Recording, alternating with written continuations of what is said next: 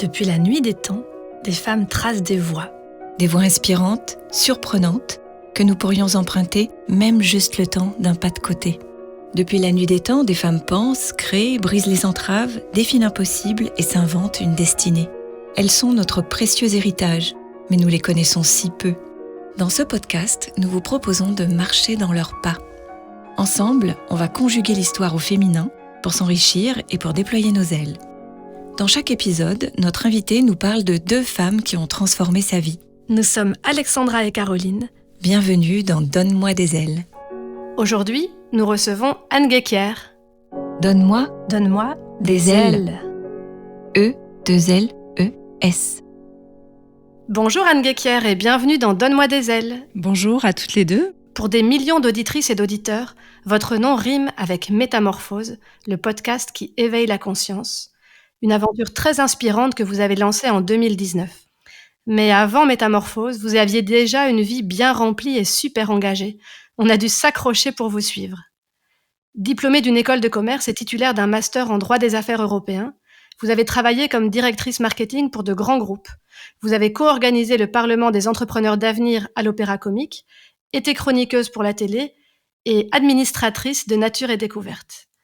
Vous siégez encore aujourd'hui au bord de nombreuses entreprises et associations, comme Slow Cosmetics, et vous êtes également ambassadrice France du fonds 1% for the Planet. C'est beaucoup, mais c'est loin d'être tout. Vous avez créé en 2007 et dirigé pendant 15 ans le mensuel Féminin Bio. Vous avez aussi écrit plus de 10 livres sur les thèmes de la conscience, du bien-être et de l'alimentation saine, et vous êtes directrice de collection chez Erol. Votre dernier ouvrage, La fée qui ouvrait les cœurs, est un magnifique conte initiatique pour adultes. Vous êtes marathonienne, triathlète et enseignante de Wu Tao, un art corporel d'éveil à soi, et même que vous êtes maman de 3 adolescentes. Bref, on a dû kidnapper votre collaboratrice pour avoir un créneau dans votre agenda de chef d'État et enregistrer cet épisode à distance, ce qui est une première dans Donne-moi des ailes. Bienvenue Anne Guéquier, mais dites-nous, quel est votre secret pour faire autant de choses dans votre vie ? Pour faire tenir tout ça dans ma vie, je dis souvent, je regarde très peu la télévision.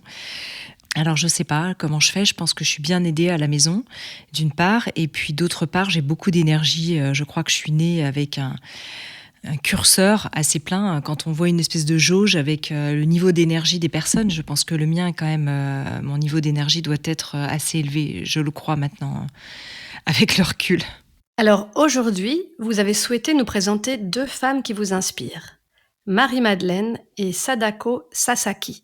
Et on va commencer avec Marie-Madeleine. Marie-Madeleine est un personnage du Nouveau Testament. Elle apparaît dans les évangiles sous le nom de Marie de Magdala ou de Marie la Magdaléenne. Dans ces textes, écrits par les apôtres au 1er siècle pour témoigner de la vie de Jésus, elle est présentée comme son amie très proche.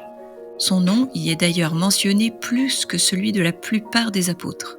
Elle est aussi l'une des rares femmes des évangiles à être nommée pour elle-même et non en tant que femme d'eux, mère d'eux ou sœur d'eux.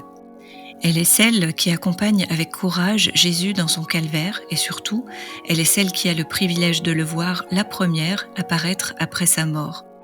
Elle n'a pas peur de lui et elle ne doute pas qu'il s'agisse de lui contrairement à d'autres apôtres.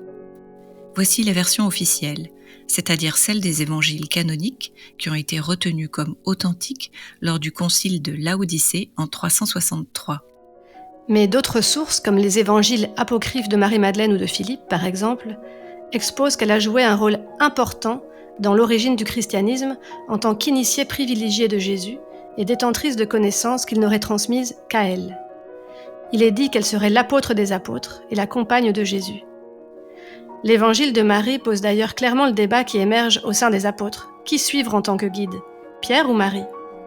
Pierre est d'ailleurs décrit comme celui qui nie le fait que Jésus aurait pu divulguer de tels savoirs à une femme. L'exégèse des textes démontre qu'il est aujourd'hui difficile de comprendre les raisons qui ont motivé l'intégration ou pas des évangiles au canon biblique. Mais dans une religion où le pouvoir revient exclusivement aux hommes, on ne peut que s'interroger sur les fondements de ce tri dans les textes anciens.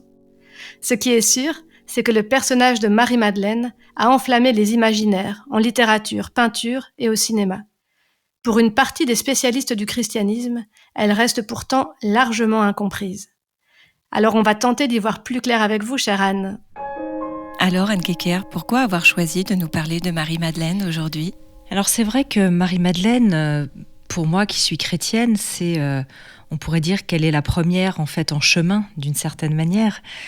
Vous l'avez très bien dit, elle est celle qui croit, qui reconnaît le Christ pour la première fois. On est vraiment sur cette figure à la fois libre, sauvage et sacrée à la fois, et puis qui finalement peut nous enseigner dans cet archétype à l'intérieur de chacune, cette liberté aussi peut-être que nous avons perdue à l'intérieur de nous-mêmes. Et puis cette figure de Marie-Madeleine, elle m'a peut-être bouleversée aussi à deux endroits de ma vie. La première fois, je dirais que c'est cette image de la Seine de Léonard de Vinci qui est à Milan. Et c'est vrai qu'on se demande quand même, quand on regarde la scène, qui est cet apôtre qui ressemble fortement à une femme qui est auprès de Jésus. Alors on se demande si certainement cette ambiguïté est voulue ou pas de la part de Léonard de Vinci. Et puis aussi la deuxième fois où je suis très troublée par Marie-Madeleine, c'est à la veille d'un passage d'une dizaine d'anniversaires, et je dois traverser la France pour aller de l'ouest en retour vers la Suisse en voiture. Je suis seule, c'est un voyage qui est quand même assez long, presque 12 heures, je crois. Et je me dis, où est-ce que je pourrais faire une halte ? Et sur mon chemin, il y a la basilique de Vézelay, qui se trouve en Bourgogne, et qui est sur mon chemin. Et là, je décide de m'arrêter, de faire une halte pour la nuit, pour aller rendre visite d'une certaine manière, une espèce de pèlerinage à Marie-Madeleine. Et c'est vrai que ça va être une rencontre bouleversante pour moi à ce moment-là, dans ce lieu extraordinaire où il y aurait les reliques de Marie-Madeleine. Voilà, non pas comme une forme de superstition, mais plutôt d'une espèce de recueillement face à cet archétype et puis au personnage de Marie-Madeleine qui, moi, je crois, s'est incarné, a existé. Il y a deux choses, on peut dissocier les deux pour les croyants et les non-croyants. Il y a forcément ces deux-là aussi qui cohabitent dans le monde, mais aussi à l'intérieur de moi. C'est vrai qu'elle s'impose par sa loyauté et son courage. Et derrière sauvage, vous mettez quoi ? Est-ce que vous mettez la liberté, justement ? Ce qui est frappant chez Marie-Madeleine, c'est qu'elle est à la fois sainte et à la fois, en fait, elle est pécheresse. C'est-à-dire que dans les évangiles, elle est vraiment cette alchimie que nous portons finalement en tant qu'humains, hommes et femmes, de l'ombre et de la lumière, on pourrait dire ça comme ça, des deux polarités, mais qui peuvent aussi s'alchimiser. Elle est à la fois Ève et puis Lilith, la Vierge et la putain à l'intérieur de Marie-Madeleine. Et pas dans une forme d'ailleurs d'opposition, dans une forme de réunification avec cet amour qui est complètement offert, donné, extrêmement puissant et extraordinaire. Voilà, peut-être c'est ça que j'entends aussi par sauvage par rapport à votre question. Oui. Alors pour rebondir sur ce que vous venez de dire, nous en préparant l'épisode, ça nous a frappé en nous replongeant dans ce qu'on peut dire de Marie-Madeleine et des femmes en général dans la Bible, de voir à quel point elles sont toutes relativement stéréotypées. Elles sont soit des pécheresses, soit des repentantes, soit des femmes qui ne peuvent enfanter.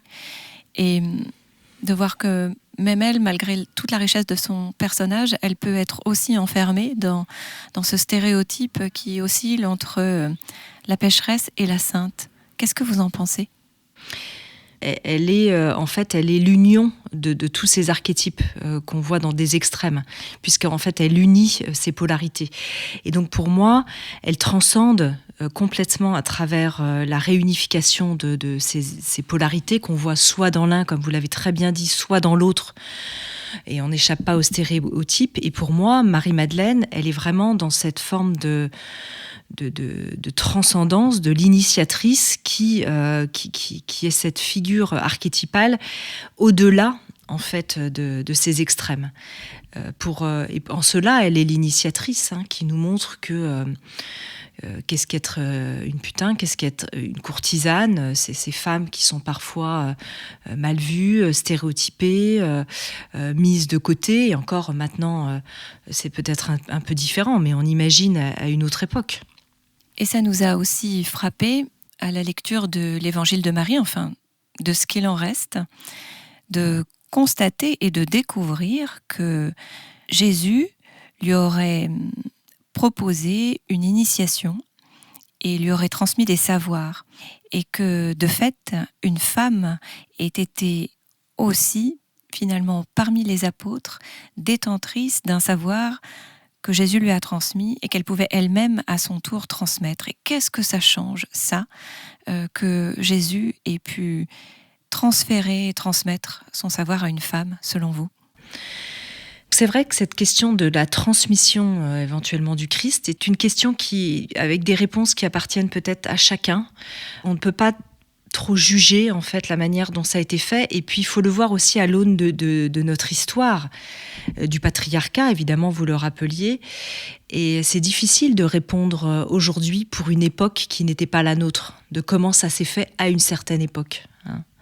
Personnellement, je ne peux pas imaginer, si on croit que Jésus justement nous montre l'amour et que Jésus est amour et tout amour, on ne peut pas imaginer que le Christ ait exclu la moitié de l'humanité. D'ailleurs, donc on peut imaginer à quel point il a pu aussi être enseigné à travers les femmes et aussi enseigner et transmettre à travers les femmes. Pour moi, c'est absolument impossible de penser l'inverse. Puis je crois que c'est vrai que Jésus, à travers aussi d'être le fils d'une femme, de Marie, cette fois-ci on parle de Marie, de la chair de femme, d'être très en lien comme ça avec ces femmes, affirme aussi sa pleine humanité. Ces femmes sauvages, d'une certaine manière, Marie-Madeleine certainement la première, et il nous montre, il nous renvoie aussi à notre liberté de femme. On n'a pas forcément besoin d'un homme pour nous renvoyer à ça. Nous sommes certainement en tant que femmes assez libres pour aller trouver cette liberté à l'intérieur, et c'est aussi cette manière peut-être dont il nous interroge par rapport à notre propre liberté. Donc à travers aussi tous ces liens qu'il a avec ces femmes, il nous montre sa pleine humanité, il nous renvoie aussi à l'incarnation à travers ça. C'est ça que je trouve aussi très, très touchant.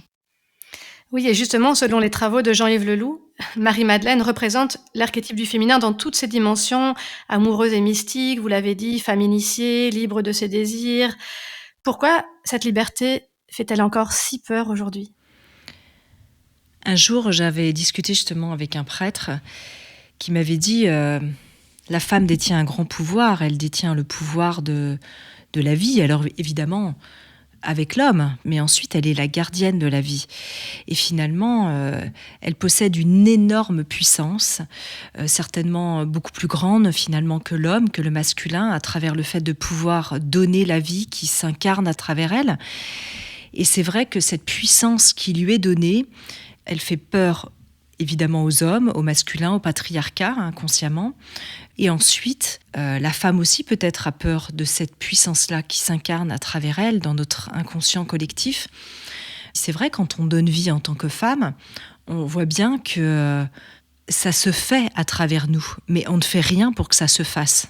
C'est la vie qui est à travers nous. Évidemment qu'on dit oui à cette vie qui s'incarne à travers nous. Il y a quelque chose qui procède de la volonté d'accueillir cette vie. Et qu'on donne vie ou pas, d'ailleurs, peu importe, c'est ce germe de cette possibilité qui peut-être est quelque chose, somme toute, d'assez effrayant, de perpétuer cette vie qui à la fois est un mystère, nous échappe et se passe à travers nous dans notre chair. Il y a là, je trouve, un grand mystère tout à fait aussi spectaculaire dans le féminin. De tout ce que Marie-Madeleine transmet, qu'est-ce qu'elle transmet à vous, personnellement, Anne Guéquier ? Moi, elle m'invite profondément à réveiller, on le disait, la femme sauvage, qui invite vraiment à cette liberté intérieure, qui me questionne énormément. Où est la part de femme libre en moi? Où est la part de femme encore très conditionnée? pleine de croyances, en chemin. Après, avec cette conscience qu'on est en chemin, donc dans l'incarnation, on ne sera jamais totalement libéré quand l'âme vraiment s'incarne dans la chair. Et donc Marie-Madeleine, elle va vraiment interroger toutes ces parts à l'intérieur de moi, de questionnement, de polarité, de la façon dont je me suis incarnée dans mon histoire familiale, mes aïeux, mon terreau culturel, le moment aussi où je m'incarne dans l'humanité, où j'ai avec moi tous ces ancêtres qui cheminent. Et puis elle vient m'interroger de celle qui, au-delà de toutes ces croyances et ces conditionnements, peut transcender. Donc en cela, elle est initiatrice. Et elle n'est pas en dehors de moi, elle vit vraiment à travers moi. Nos archétypes sont vivants en fait à l'intérieur de nous. Merci. Ça fait un joli pont avec une question qu'on a l'habitude de poser dans ce podcast. Si vous aviez l'opportunité de la rencontrer, ici dans l'invisible ou même à l'intérieur de vous-même, quelle serait la conversation que vous auriez envie d'engager avec elle ? Ce serait vraiment de pouvoir être en lien avec une forme peut-être de cosmogonie avec Marie-Madeleine, de toucher au grand mystère à l'intérieur de moi, à travers elle, dans cet espace du champ de conscience dans lequel nous baignons tous. Et donc j'aimerais qu'on discute de ça avec Marie-Madeleine, qu'on comprenne quels mots elle pourrait le mettre dessus. Peut-être que j'aimerais qu'elle me fasse sentir ses parfums, par exemple. Qu'elle m'initie peut-être encore plus à tout ça, à celle à l'intérieur de moi qui va pieds nus, qui parfois se fiche aussi des règles, qu'on peut aller comme ça avec notre vulnérabilité, notre nudité au monde. J'aimerais lui poser ces questions-là, rentrer dans ce dialogue subversif, en fait, avec Marie-Madeleine.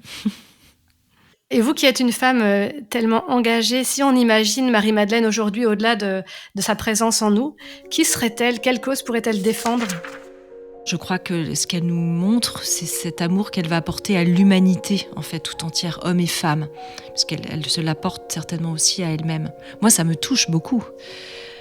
Au point où nous en sommes aujourd'hui dans l'humanité, on revient à cet essentiel dans nos vies. Et elle viendra à nouveau nous redélivrer ce message et dire certainement, aimez-vous les uns les autres. C'est peut-être ça qu'elle viendrait nous dire, Marie-Madeleine, c'est de nous laisser saisir par le surgissement de l'amour. Moi, j'adore cette idée, vraiment. J'ai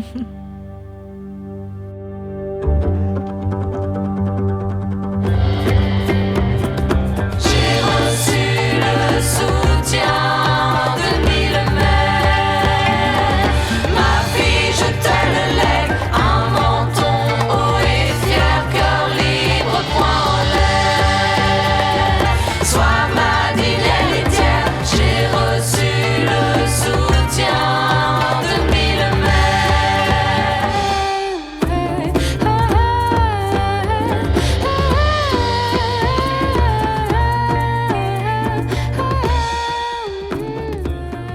Dis-moi Caroline, tu crois pas que c'est l'épisode rêvé pour se parler des archétypes inspirationnels au féminin ?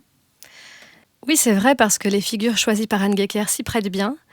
Et au cas où vous n'avez pas encore lu notre livre, on vous a mis justement dans les dernières pages de notre ouvrage un petit guide pour vous aider à trouver peut-être vos figures inspirantes. C'est pas toujours évident, on le sait, vu que la société nous cache beaucoup de tous ces trésors. Alors on va essayer de ranger ces deux inspiratrices, en commençant par la première, Marie-Madeleine. Tu la mettrais dans quelle catégorie, toi, Alexandra ? Alors pour moi, Marie-Madeleine, c'est une sœur. L'archétype de la sœur, c'est celle qui est loin devant et qui montre le chemin. J'ai été particulièrement bouleversée quand j'ai lu un extrait de ce qui semble être son évangile. Et le fait de savoir qu'une femme a été dépositaire, elle aussi, d'un savoir à transmettre, transmis par Jésus, ça me touche beaucoup, cette question de transmission dans la sororité. Et toi, Caroline ? Alors moi, je placerais Marie-Madeleine dans les figures inspirantes, guide spirituel, dans sa figure de femme sage qui m'avait tout à fait échappé alors que j'ai été élevée dans le catholicisme. c'est pas un hasard sans doute qu'elle nous échappe parce qu'elle est mise en avant finalement juste pour des côtés qui sont finalement pas les plus importants de sa vie. Et en préparant l'épisode, en écoutant Anne et puis grâce à nos discussions qui sont si précieuses dans cette aventure de Donne-moi des ailes, je l'ai redécouverte et ça me donne envie justement d'aller relire, d'aller me relier à elle dans la spiritualité. C'est un beau cadeau. Et en ce qui concerne Sadako Sasaki, pour toi, elle correspondrait à quel archétype inspirationnel ? Alors Sadako Sasaki, c'était une petite fille. Peut-être j'aurais envie de relever l'archétype de l'héroïne, à laquelle on peut peut-être la rattacher. D'une part, elle a réalisé quelque chose de beaucoup plus grand qu'elle, qui est encore vivant aujourd'hui, des années après, dans tous les pays du monde, bien au-delà des frontières du Japon. Et ouais, peut-être une héroïne que je ne connaissais pas. Toi non plus, je pense. Non, je la connaissais pas. Moi, je la rangerais volontiers dans l'archétype de la juste, celle qui est au service d'un combat, le sien, petite fille qui demande la grâce pour sa vie, va mener une action incroyable. M'imaginer une petite fille sur son lit d'hôpital qui fait autant de grues, je trouve ça bouleversant. Et de fait, voilà, c'est vraiment une juste qui, au service d'une cause qui est la sienne, et en plus c'est magnifique, sa cause deviendra universelle, est capable de poser des actions alors qu'elle est si petite. Alors si vous n'avez pas encore lu notre livre, on vous invite à aller lire en tout cas les dernières pages où on vous propose ces archétypes pour vous inspirer et vous proposer de vous relier à ces figures inspirantes, comme on aime tellement le faire maintenant dans Donne-moi des ailes. Donne-moi des ailes. E-2-L-E-S. La vie de Sadako Sasaki a été très brève. Elle est née à Hiroshima en 1943 et elle y meurt d'une leucémie en 1955 à peine 12 ans.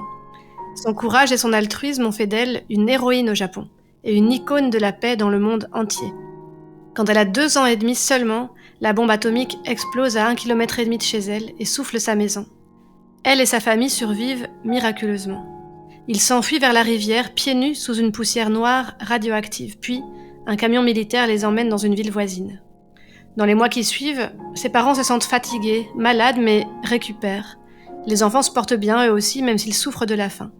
En 1947, ils retournent vivre chez eux à Hiroshima. Sadako est une petite fille joyeuse et très sportive, elle rêve même de devenir prof de sport.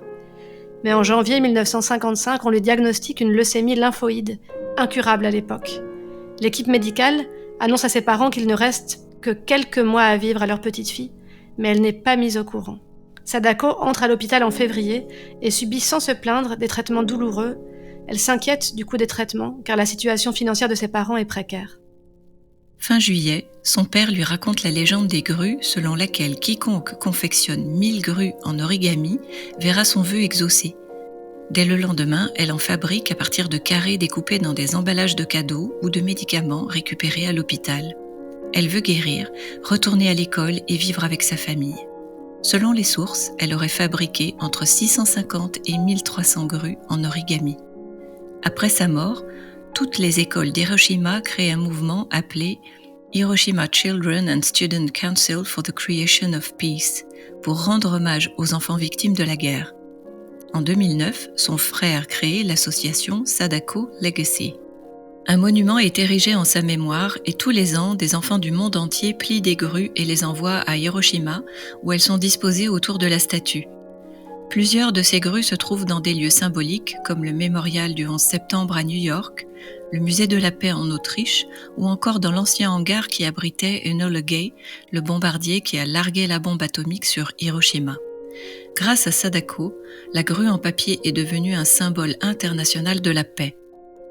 Alors Anne Guéquière, pourquoi l'avoir choisie, elle ? Pourquoi avoir choisi Sadako Sasaki ? C'est vrai que quand je découvre Sadako, c'est à travers le projet d'une amie qui est une grande musicienne et qui a ce projet de parler de Sadako aux enfants français en Bretagne à travers un projet artistique et d'aller le montrer dans les écoles. Et puis de faire des grues aux enfants, symbole de paix. Et c'est vrai que je vais être extrêmement touchée par cette histoire, même là en vous réécoutant. Pourtant, je connais vraiment bien l'histoire de Sadako. Je frissonnais à plusieurs moments en écoutant vos voix raconter cette histoire de cette petite fille et qui montre l'impact aussi que chacun peut avoir à son échelle, quelle que soit sa souffrance ou son état ou sa petitesse, en tout cas comme ça dans le monde, puisqu'elle va toucher le cœur de milliers, de personnes, cette petite Sadako par la suite, et elle les touche encore toujours. Du coup, avec cette histoire de mon amie qui était musicienne, j'avais très envie, quand je suis partie au Japon avec mes enfants, d'aller à Hiroshima et puis de faire une sorte, encore une fois, de pèlerinage au mémorial de Sadako. Nous aussi, on avait emporté des grues qui avaient été faites par des adultes et des enfants en France, qu'on avait emmenés à Hiroshima. Et puis pendant tout notre voyage, on a appris ce pliage des grues et on a fait aussi des dizaines de grues avec mes filles en symbole de la paix pour honorer la mémoire de cette petite fille Sadako, qui était, comme vous le rappeliez très bien, une grande sportive, qui était très vivante, qui aimait courir. Et quand elle a su qu'elle était malade, a eu envie de faire ses grues selon cette légende japonaise. Et puis je crois, après, on n'est pas tout à fait sûr, vous le rappeliez, du nombre de grues, mais je crois qu'elle n'a pas réussi à atteindre. Elle a dû faire peut-être 644 grues, 700 grues. Mais en tout cas, ça la faisait tenir, Sadako, tous les jours. Elle faisait ces grues alors qu'elle était extrêmement malade. C'était évidemment très douloureux. On ne peut pas imaginer en tant que parent de voir dépérir comme ça son enfant jour après jour. Elle est morte à peu près à 12 ans. Et elle est restée... la grue est devenue... Paper Crane en anglais, c'est vraiment ce symbole de la paix dans le monde, avec ce mémorial qui est extrêmement fort au Japon, où on voit à la fois cette petite fille qui écarte les bras comme ça vers le monde, comme les grues déploient leurs ailes. En plus, moi, ça me touche énormément parce que je pratique un art corporel qui s'appelle le Wutao, où on déploie beaucoup les bras comme ça, comme un peu des ailes d'ange ou des ailes d'oiseau. Ou, on peut y revoir aussi évidemment le symbole de la croix du Christ, puisqu'on parlait de lui tout à l'heure. Mais c'est vraiment ce symbole et cette petite fille insignifiante au départ aux yeux du monde, qui a porté à travers sa souffrance, sa croix d'une certaine manière aussi, qui donne ce symbole de paix vraiment au cœur même d'Hiroshima, là où la bombe est tombée et a fait plus de 200 000 morts, je crois, à Hiroshima. Ça nous renvoie à notre propre puissance et impuissance, en fait, ce symbole de cette petite fille. Que finalement, je peux tout à travers aussi ma vulnérabilité, ma petitesse, et je peux œuvrer pour la paix dans le monde. C'est ce qu'elle a fait, Sadako. C'est vraiment très très fort. Quand on va au mémorial d'Hiroshima, moi j'ai été extrêmement bouleversée par cette ville où évidemment la vie a repris son cours et les gens circulent. Et en même temps, au cœur de cette ville, il y a encore ce bâtiment où est tombée la bombe atomique. Il y a évidemment le mémorial d'Hiroshima, mais il y a aussi cette statue, ce mémorial de Sadako, où des gens du monde entier, où il y a des grues qui sont faites par les enfants. Il y a d'autres endroits, vous l'avez rappelé, dans le monde où il y a des commémorations de ce mémorial de Sadako. Et je crois que cette histoire, elle n'est pas encore assez connue. C'est pour ça que j'avais envie aussi de la mettre en avant et de montrer comment des enfants, et notamment une petite fille, peut rayonner dans le monde entier à travers, quelque part aussi, sa foi, parce qu'elle croyait au miracle. Et en fait, elle est morte, donc ça n'a pas marché, on pourrait dire quelque part, ces grues qu'elle a pliées, et puis cette croyance qu'elle avait qu'en faisant ces grues, elle serait sauvée, ça n'a pas marché, mais si, en fait, ça a marché, puisqu'aujourd'hui, elle rayonne de la paix dans le monde entier. C'est fou. Nous ne la connaissions pas, mais nous avons été bouleversés par la découverte de cette petite fille, et merci infiniment de nous l'avoir fait découvrir. Ce qui était effectivement tellement frappant, c'est, comme vous le disiez, que tout le monde peut tout. J'aime énormément cette version qui dit qu'elle n'a pas réussi à atteindre le nombre de 1000 grues et que c'est son école qui tout de suite a pris le relais pour finir le travail. Et je trouve ça tellement merveilleux qu'une petite fille inspire tant d'autres enfants et que cette œuvre très personnelle devienne une grande œuvre collective et qu'elle soit portée par des enfants. J'ai trouvé ça très beau. C'était aussi toucher le cœur des enfants. Et c'est vraiment ça qu'elle renvoie, cette petite fille de Sadako, vraiment, que je suis puissant, en fait, au-delà de toute limite, au-delà de ce que je crois. Et Sadako, elle nous enseigne par rapport à ces grues, cet oiseau qui se déploie avec ses ailes, et comment nous, on peut se déployer en fait à partir de l'insignifiant, du vulnérable à l'intérieur de nous. Comment est-ce que chacune, on peut aller vraiment déployer nos ailes. Oui, alors en lisant, en nous documentant sur Sadako, on a lu que son grand frère pensait qu'elle était venue sur Terre pour accomplir une mission qui lui avait permis de résister avec tant de courage aux traitements si douloureux. Est-ce que selon vous, on vient toutes et tous au monde avec une mission, Anne Gecker ? Quand on voit des grands destins comme celui de Sadako, comme on a parlé de Marie-Madeleine, des figures comme ça de proue, on peut se sentir un peu petit en disant finalement, moi, je ne sais pas où est ma mission dans la vie. Et la mission, je crois qu'elle est vraiment dans ce regard que l'on porte sur le quotidien, sur ces petites choses de la vie, ce regard émerveillé, ce que l'on donne aussi dans l'insignifiant, sans savoir que ce geste, peut-être qu'en fait, avec l'effet papillon, il porte de grandes choses pour le monde. Et le cœur de la mission, il est là, parce que sinon, quand on dit la mission, on entend aussi la vocation de grandes choses spectaculaires pour le monde. Évidemment, en préparant cette émission, j'ai relu son histoire avec des dessins au fusain très très beaux, japonais. Et on la voit sur son lit de mort. On imagine ô combien elle n'avait pas l'impression d'être dans une mission. À ce moment-là, Sadako, elle était juste une petite fille mourante qui faisait des grues. On en fait un personnage héroïque avec une mission après coup, mais dans le moment même, on n'a pas l'impression d'être au cœur peut-être d'une mission. Alors que je crois qu'on est tous appelés à suivre notre élan vital, à cette petite mission qui nous appelle, et pas d'une grande mission qui nous tomberait dessus et qui viendrait de l'extérieur. Et ça permet de revenir à quelque chose de plus humble, modeste, modéré. Sinon, ça fait peur quelque part, cette idée de grande mission. Pour revenir à Sadako, elle savait officiellement rien de son état de santé, mais sa voisine de chambre a témoigné bien plus tard que la réalité était sans doute bien différente et qu'elle en savait plus que ce qu'on pensait. Anne Gecker, est-ce que vous pensez que les enfants essayent parfois de protéger leurs parents ? Je pense qu'elle avait certainement compris, à travers le regard que les adultes autour d'elle, peut-être même ses frères et sœurs, portaient, qu'elle était condamnée. Et en même temps, elle restait une enfant, et donc elle croyait, elle faisait ses grues vaillantes comme ça, qu'elle pliait chaque jour, parce qu'elle espérait le miracle de sa guérison. Les enfants ont une conscience qui est extrêmement troublante. Ils disent des choses quand ils sont petits, ou on les croit petits. Ils sont même très très affûtés sur un savoir qui, nous, adultes, certainement après nous dépasse. Ils sont en prise quand même très fortement avec les mondes invisibles quand on est enfant. On n'a pas tous ces filtres à réalité qui viennent se mettre plus tard de nos conditionnements, on les a beaucoup moins. Ils ont cette espèce de prescience en fait de l'invisible, des vibrations de l'amour, et puis quand on se rapproche de la mort, peut-être encore plus, qui nous échappe à nous, les bien vivants aussi, je crois.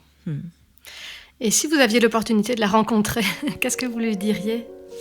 Alors d'abord, je la prendrais vraiment dans mes bras. J'aurais vraiment envie comme je pourrais prendre mes filles dans mes bras. Donc il y a vraiment ce contact charnel, physique. La remercier d'être cette enseignante qu'elle est devenue à travers sa très courte vie. Comme me le dit aussi très bien Anne-Dauphine Julien, avec ses 2 petites filles décédées, quand on ne peut pas rajouter des jours à la vie, on rajoute de la vie aux jours. Elle était pleine de radiation à l'intérieur d'elle. Elle a souffert de la folie vraiment meurtrière des hommes. Et elle a irradié cet amour malgré elle. C'est fou. Merci Sadako, merci. Ça m'a tellement troublée lorsque j'ai préparé cet épisode avec Caroline, parce que l'oiseau emblème de l'Ukraine, c'est la grue. Je suis d'origine ukrainienne, j'ai de la famille sur place.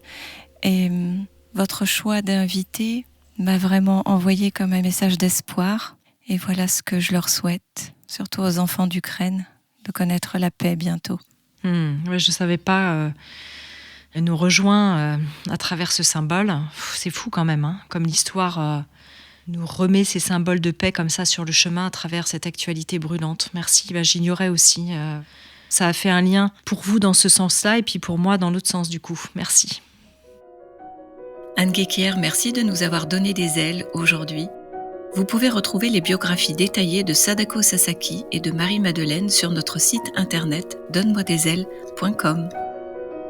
Cet épisode a été conçu avec beaucoup d'amour par Caroline Le Cire et Alexandra Huguetto. Pour le son et la réalisation, c'est Charlie Azinco qui a fait des merveilles.